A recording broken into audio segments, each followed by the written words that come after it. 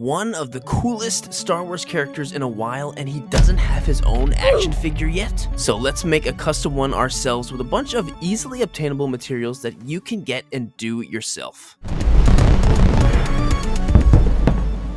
So the Acolyte is over, and whether you love the show or were offended by it, I think we can all safely agree on the fact that Qimir, the stranger, whatever you want to call him, is a pretty damn cool character. He looks awesome, his design is great, he kicks ass, and he's a very interesting, probably the most interesting character in the show. And as of filming this video, there are no figures for him yet. There's no Hot Toy, no Black Series, nothing. Watch something get revealed the second I film this. The only thing we've got right now is that Black Series helmet, and as it does look pretty good, that's all we've got. So the only real way to do it is to make a custom version of him, and I've got a bunch of stuff right here to make one ourselves, and I think this is gonna be a totally doable and easy thing that you can make. And I'm no pro at this stuff, I really am not. So I'm just gonna do my best, and I think we're gonna come up with something really good. The base figure we're gonna use is this Luke Skywalker figure right here. This is the Heir to the Empire comic book Black Series figure, and this is a pretty inexpensive figure. Right now it's $20 on Amazon. I'll have that linked in the description, along with everything else I'm using, by the way. But it's perfect. He's got sleeveless arms, all black. It's like, this is perfect for Qimir. Absolutely perfect. This is basically just the same exact thing as the Dagobah Luke, but with black, and it comes with an Isalamari, which we probably won't use, but he's still kind of cool. The other thing that's going to be very important is this little box right here. There are some great custom things in this box that are easily and inexpensively purchased on Etsy, and I'll have that linked in the description as always too. I'm going to be doing a ton of stuff with this to make this Qimir figure with all this stuff I've got right here, but a lot of it's going to be optional. I'm going to paint his helmet to look all cool and metal looking and damaged and stuff. I'm going to make a wired cape, but pretty much all you need is that Luke figure, some of this custom stuff, maybe a little bit of black paint, and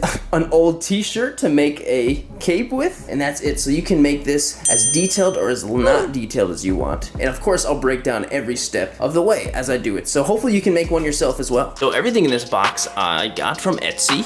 It was sculpted by Glowing Ghost on Instagram, but I bought it from a different seller on Etsy who actually 3D prints them and then sells them and ships them, because I don't 3D print anything. But I'll have the link in the description for this if you just want to buy it, or if you want to print it yourself. I'll have all of that linked in the description. And this was only 15 bucks after shipping, and it's pretty great. It looks pretty good, as you can probably tell. So this comes with the helmet, which is the most important part, of course. It comes with his cortosis sleeve gauntlet thing, which that's really cool. I actually didn't realize it even came with that. And it also comes with a lightsaber hilt. Right now it's in 2 pieces, but it comes with a tiny little magnet right here that you can stick in there, so you can magnetize and open and close the lightsaber hilt, put it together, break it apart, which is just so stinking cool. And all of this for 15 bucks is fantastic. And of course, some red lightsaber blades too, so that's really great. Let's quickly open up Luke and just see what we've got going on here with that.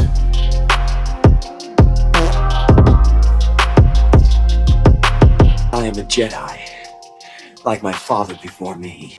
It's so crazy how great this figure is for this custom. Like, this is perfect. I just gotta pop off the head and it's pretty much ready to go. Like, I don't have to do really any modifications to the figure at all.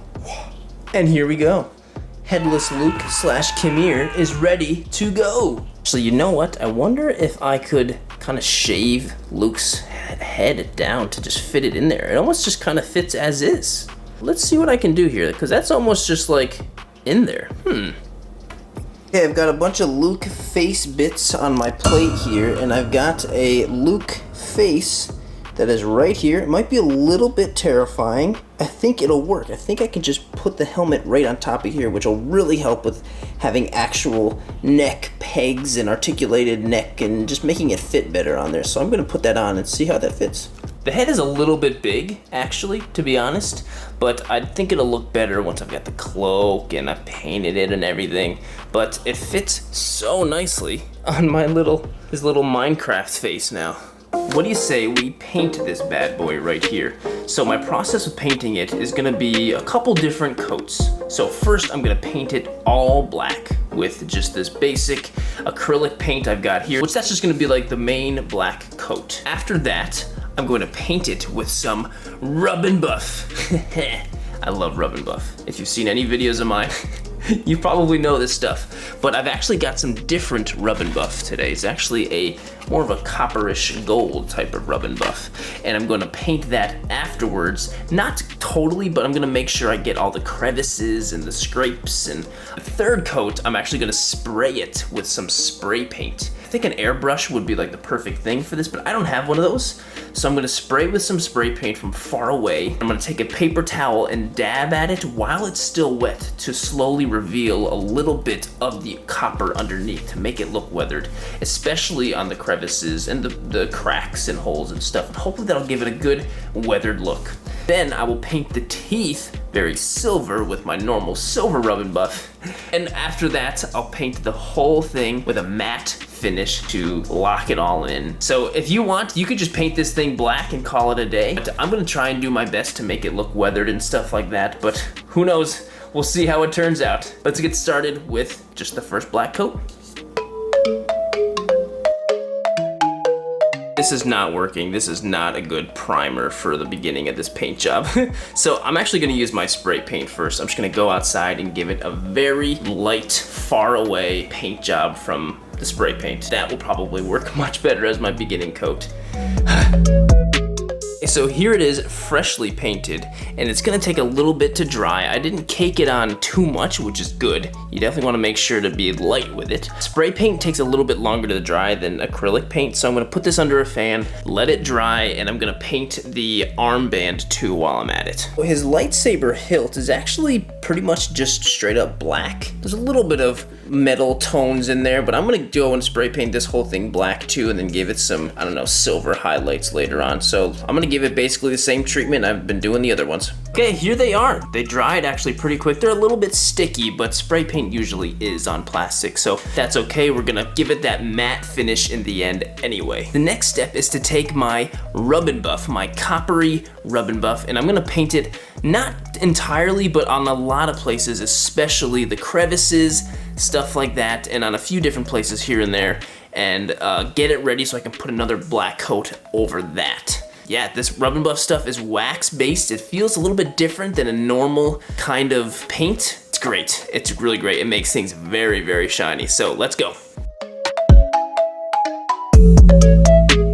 Here it is after the Rub and Buff, and look how shiny that stuff is. It already looks really cool. I mean, it's kind of over the top looking right now, but the shininess is just so incredibly awesome. So now I gotta go put another coat of the spray paint on there. I'm gonna cake it on a little bit more this time, and then I'm gonna instantly dap it with a paper towel while it's still wet, so that I can still get some of the underlying, copper toned underneath, and see how that looks. Same thing with the wrist thing as well.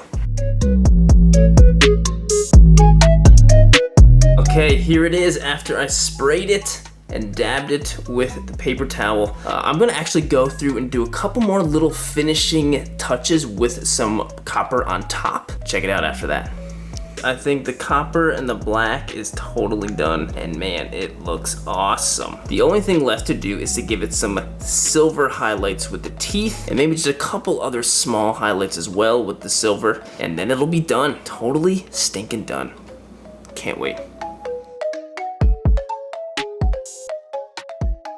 Okay, this dude is done, man. All those, I put some silver in there on the teeth, and then I went around, just did a couple little bits of highlights in there, and he is done. And wow, this looks better than I thought I would ever do. This looks way better than I thought. I did a good job. Good job, me. So I'm gonna wait for a little bit for these to dry, and then I'm gonna give them that matte finish, and then they'll be officially done. Okay, so matte finish is all done. I'm gonna ask my wife really quick and see what she thinks. Okay, what do you think?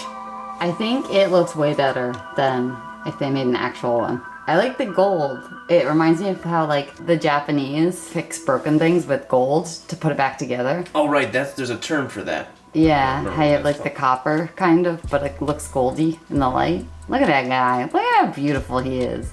What a cutie. Okay, so the painting on the helmet and the wrist are totally done. And I think I did a really good job, but it's just too dang big. The more and more I look at it, it just looks silly. And even look at the wristband. It's way too big.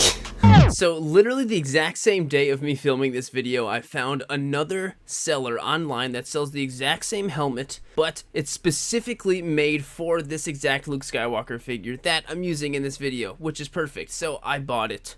It came in the mail. I replicated the paint, did it all over again, and now it's ready. And don't worry, I'll have the link to them in the description as well. Everything's there in the description. Okay, back to it. Okay, well, that looks much better. The wrist actually fits perfectly on there, so that's really nice. I think I actually did a better paint job on the other one, even though I think I did pretty good on this one. But I think I did a better paint job on the other one, but oh well. And now I don't really have much of a need for this one, so I'm gonna give this one away. If anyone's making a custom with a different figure that's bigger, just comment below your favorite thing about the Acolyte and your Instagram or Twitter handle or however I can contact you, and I'll pick somebody and I'll give my painted version away, including the arm piece. So cool. Okay, now let's get to making that cape. Let's go. So what I've got here is actually just an old t-shirt. If you ever just want to make some custom soft goods, just use an old t-shirt. You've got it already, and if you don't know what kind of fabric to buy, just use the t-shirt.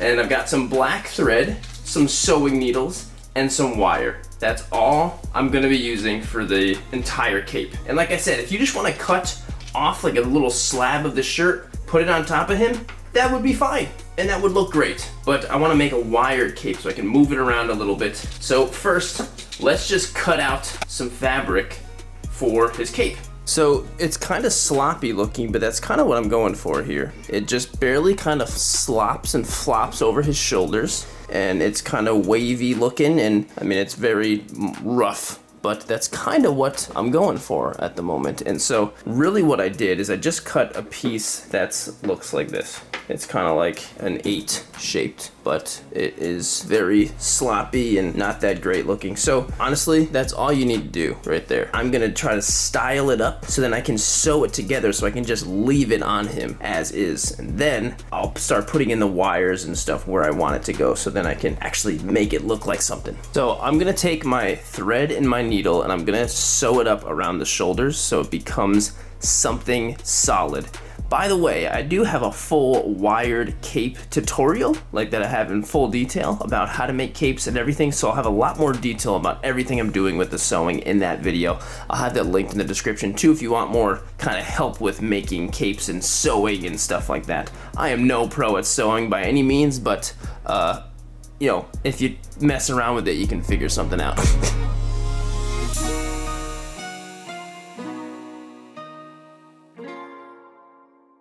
So I've pretty much just sewed in a loop over and over in a circle right here.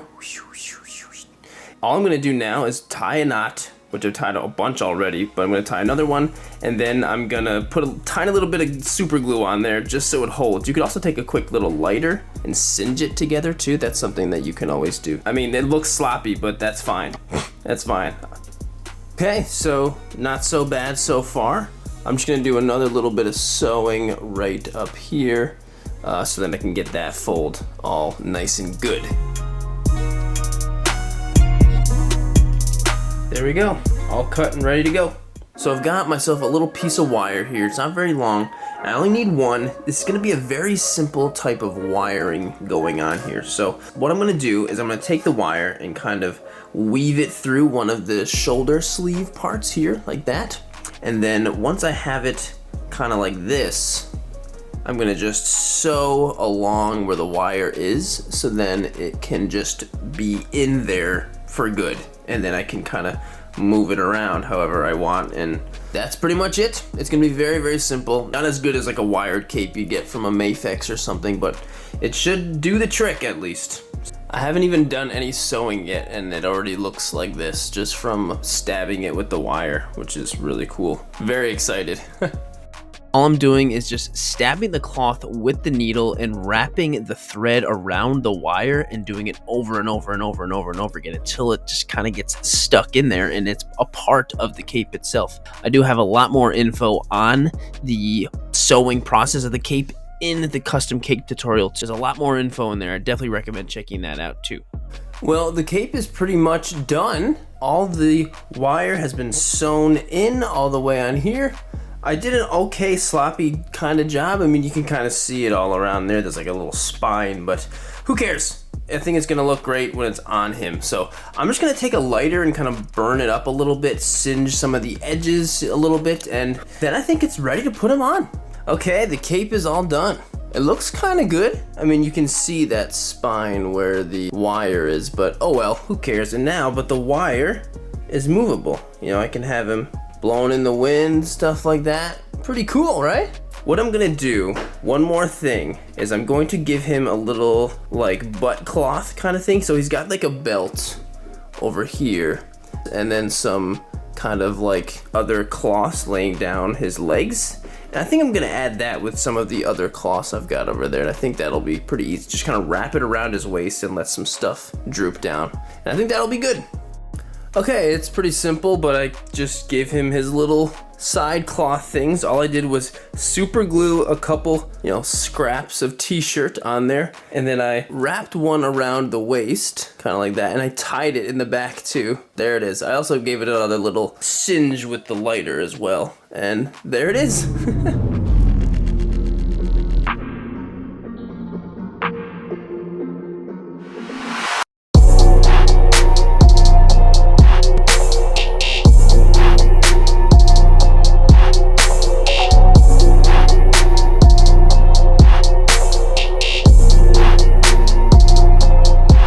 Well, here he is. He's all done. I could have very well have just done an easy black paint for the helmet, just plopped over the black cloth and not done the wire, but I took a couple extra steps and I think he came out pretty cool. I think it was worth it. Honestly, if you feel like you are not good at painting, you're not good at sewing, that's kind of how I feel too. And once you give it a shot, you get better and you can figure it out. It's definitely not as hard as you think it may be, but I'm quite happy with him. Okay, the only thing left to do is for us to go take a cool toy photo with him. I like this pose that I've got him in already. I think I'm just gonna leave it like that and take a shot outside. Let's go take a shot.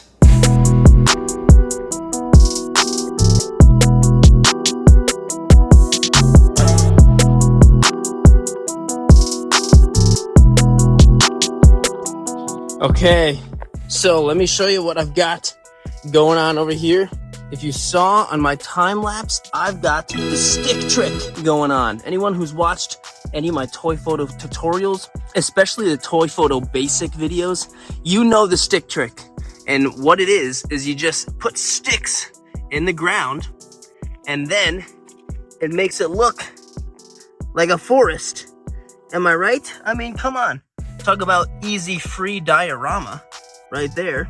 And so I decided to abandon that cool pose I had. I thought it'd be a cooler thing to just do a more stoic pose with him, just standing in the forest, similar to that one planet where the big fight scene happens in the Acolyte. And so I put all the sticks around and I put a couple of loom cubes over here. If you need a loom cube, that's in the description of the video too. And then I've got one with some red over here as well, of course, for the red lightsabers. And that's the entire shot. It's very, very simple. My goal is to take a little bit of this atmosphere aerosol, which if you don't have any of this, you need some of this stuff for your toy photography. And I'm just gonna spray a little bit, make some fog. And I took a test shot and it looks great with the fog already. So I'm already very happy with the shot. I'll do a couple quick little take the shot, and that's gonna be my entire photo. I also sprayed everything around with just a little bit of water, just to give it some reflective, damp looking looks to it. Hopefully that does something. I'm not sure if that'll do anything, but hope it does something. So for my camera settings, I started out with my aperture at f2.5. I like a really low aperture for a blurry background, but I still wanted to have some of the trees and stuff in focus. So I decided to turn it up a little bit. So f2.5 is perfect. And then my shutter speed was at 400 because it worked with the darkness that I wanted it. The darker, the better kind of with this scene, but not too dark. 400 is also good too because it's slightly fast because my atmosphere aerosol is still a moving element. So the faster I get that, the more I can capture that as more of a crispier cloud as opposed to just like a foggy kind of look. So the 400 worked for that. And then my ISO is at 400, as always. Okay, everything is set up. Let's just go and take this shot.